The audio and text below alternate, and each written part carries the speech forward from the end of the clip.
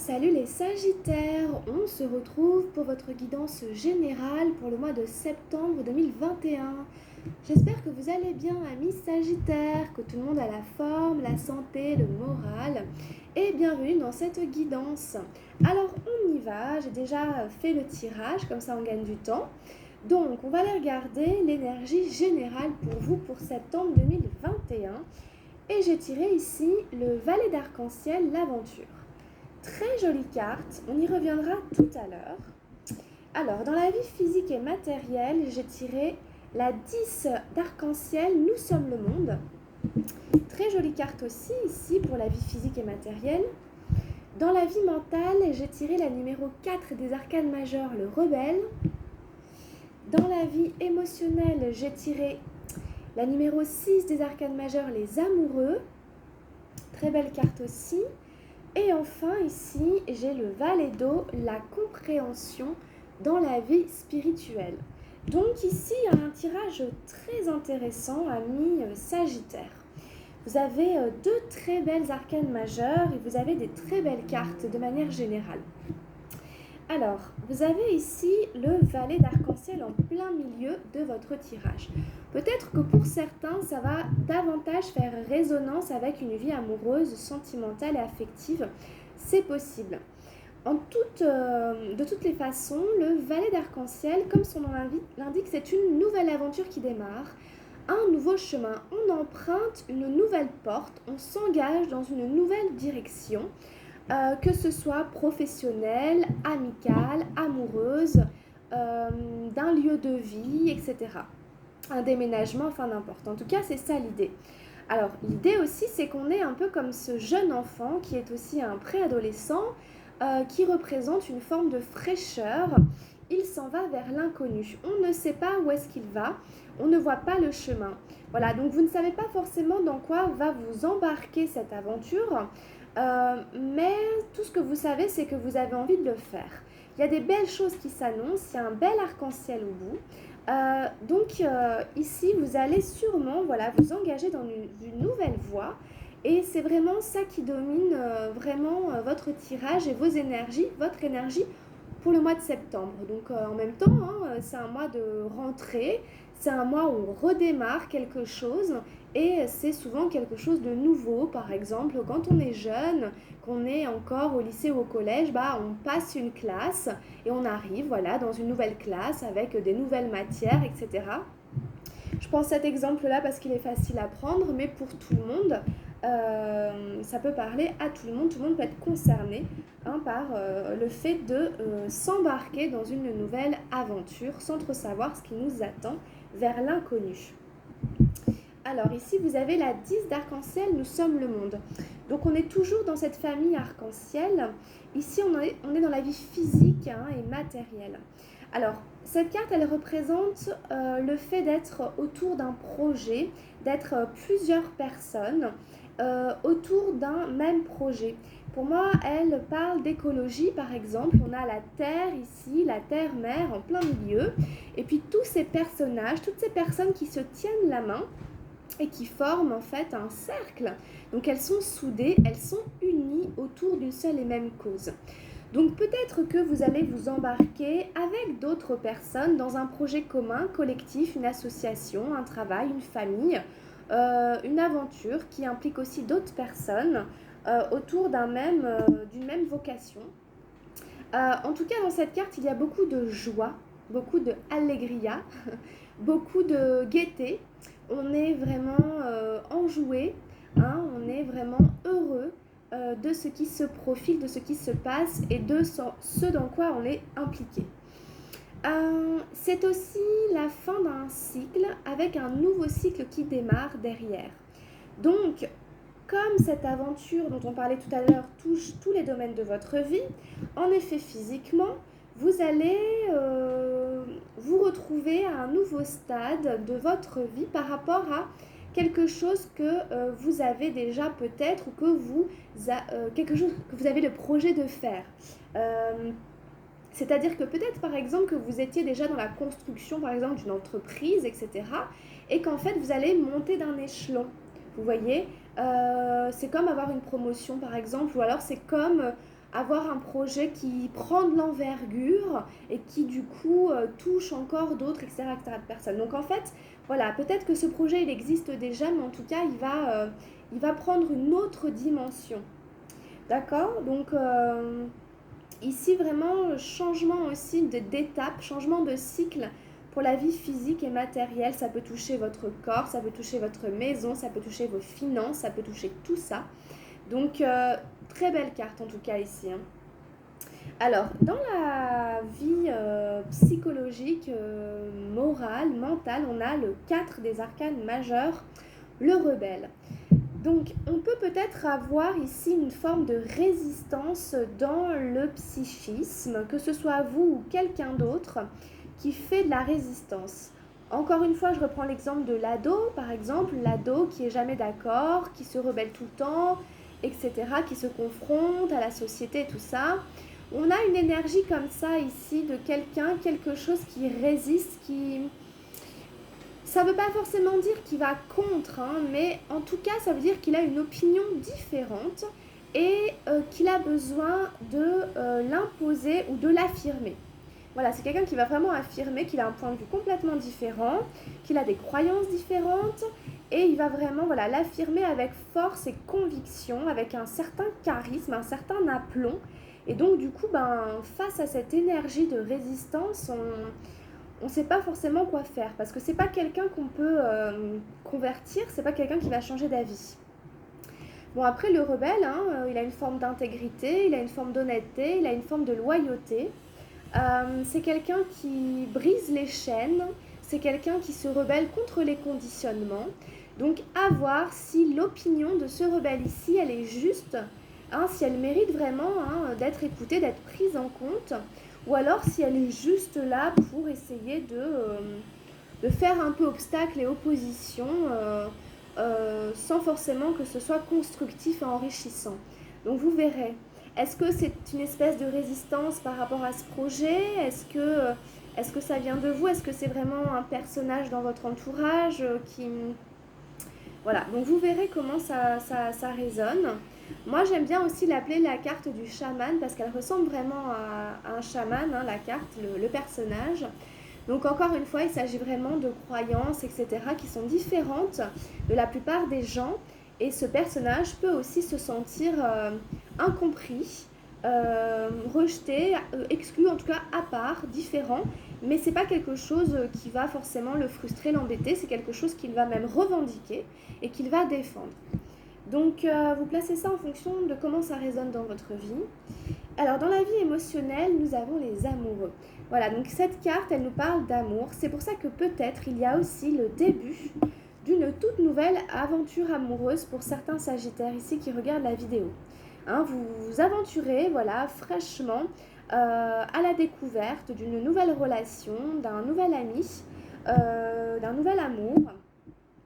Alors voilà, de toute façon avec les amoureux, hein, c'est de ça que ça parle.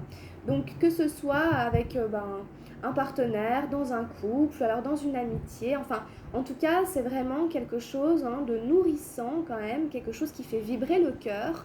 Ça peut aussi être un projet, hein, c'est pas forcément une personne en mode couple, hein, ça peut être ce projet-là qui vous donne des ailes et des fois vraiment nos vocations, on est poussé par l'amour dans ce que l'on fait, hein, dans notre vocation et donc du coup ça peut aller très loin. Donc en tout cas, là c'est l'amour avec un grand A, c'est l'amour inconditionnel que l'on porte à sa famille, à ses projets, à ce que l'on fait, à son amoureux, aux gens, enfin bref.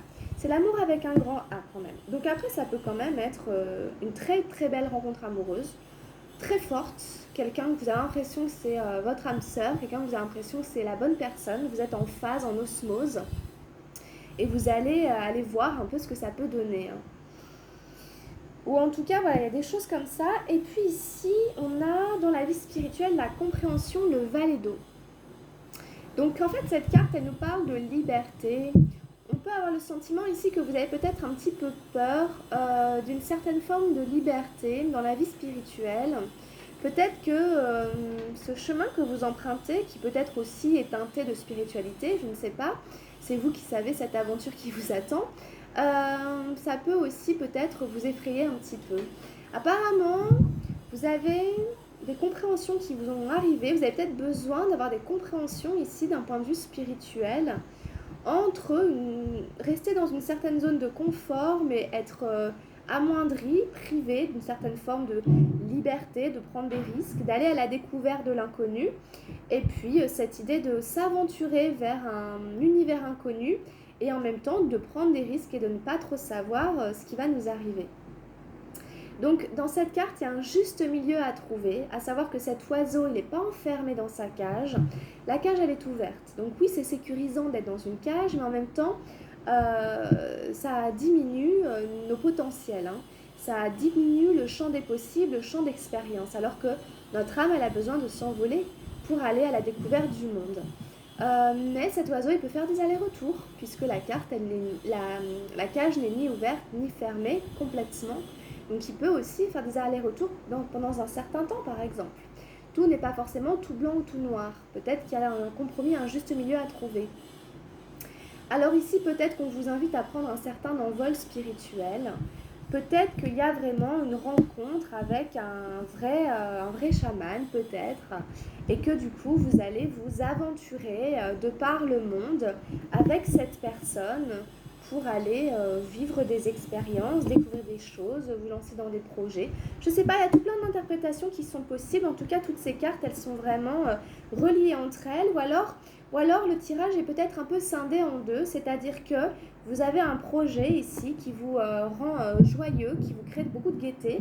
Vous allez vous lancer dans ce projet, peut-être avec un partenaire amoureux ou quelqu'un que vous aimez beaucoup. Il y a cependant quelqu'un qui s'oppose à cela peut-être dans votre famille, peut-être un enfant, un ado, quelqu'un qui résiste à ça, qui n'est pas d'accord avec ce que vous voulez faire, ce que vous entreprenez. Et du coup, ça vous crée des cas de conscience au niveau spirituel sur ces notions de compréhension, de liberté, etc., etc. Voilà, donc vous allez placer ça, comment ça résonne dans votre vie, c'est vous qui savez. Alors, on a fait le tour un peu avec le tarot Chosen. On va aller voir la carte que j'ai tirée avec le tarot de la transformation. Et pour vous, j'ai tiré la 38, la transmutation, la très belle carte de la transmutation. Il y a des énergies ici à transmuter. Alors, c'est une carte qui, au niveau symbolique, est très forte.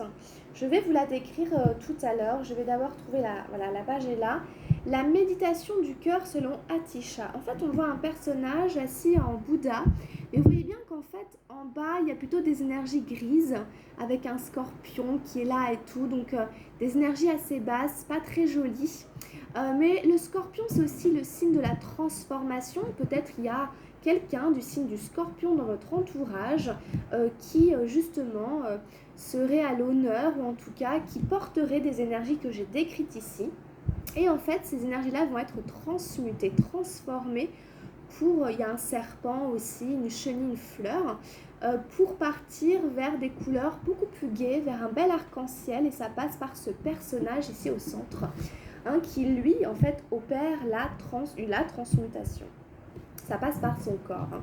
Alors, la carte nous dit: la souffrance est naturelle, il est nécessaire de le comprendre et de l'accepter. Bien entendu, nous avons peur de la souffrance et nous essayons de l'éviter.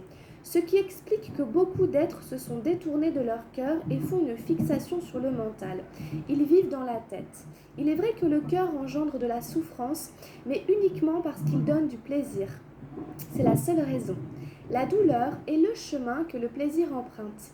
L'agonie est la porte de l'extase. Quand on en prend conscience, on accueille la douleur avec gratitude et immédiatement, sa qualité se transforme. Vous n'êtes plus hostile envers elle et parce que vous ne lui êtes plus antagoniste, ce n'est plus de la douleur, elle devient une amie. C'est un feu purificateur, c'est une transmutation, un processus par lequel ce qui est vieux disparaît pour que le nouveau survienne, une métamorphose par laquelle le mental disparaît pour que le cœur fonctionne dans son intégralité. Ce n'est qu'alors que la vie est une bénédiction. Ça parle beaucoup du cœur ici et de ces phénomènes de transmutation. Tout ça ici, ça représente la douleur d'une certaine manière. Et puis elle va être transmutée, elle peut devenir une amie. Alors je sais que bon, c'est pas forcément évident, mais L'idée, c'est de ne pas faire une fixation sur le mental, hein. Peut-être qu'ici, si c'est un peu chaud, ici, ben, faut pas forcément chercher à s'opposer à ça. Il faut voir comment on peut transmuter cette énergie-là. Ok, très intéressant, très jolie carte. Alors, j'ai demandé un dernier message à l'oracle des anges gardiens pour vous, les Sagittaires. Et ici, on a eu la confiance. Alors, tu regardes uniquement la situation d'un point de vue matériel. Donc, tu ne peux pas avoir une vue d'ensemble, ni voir les bénédictions liées à cet événement. Nous, tes anges, t'encourageons à nous faire confiance, car tout va se résoudre de la meilleure façon qu'il soit. Laisse ta peur et ton appréhension de côté et autorise l'énergie de guérison divine à se répandre en toi.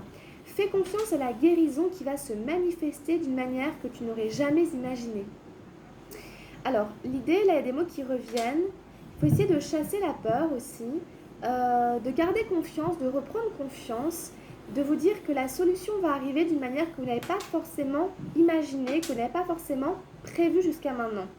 Ok, vous êtes encouragé par les anges ici, hein. On vous dit aussi que vous n'avez pas une vue d'ensemble en fait de tous les paramètres qui sont en jeu, de tous les critères, hein, qui se jouent dans la situation.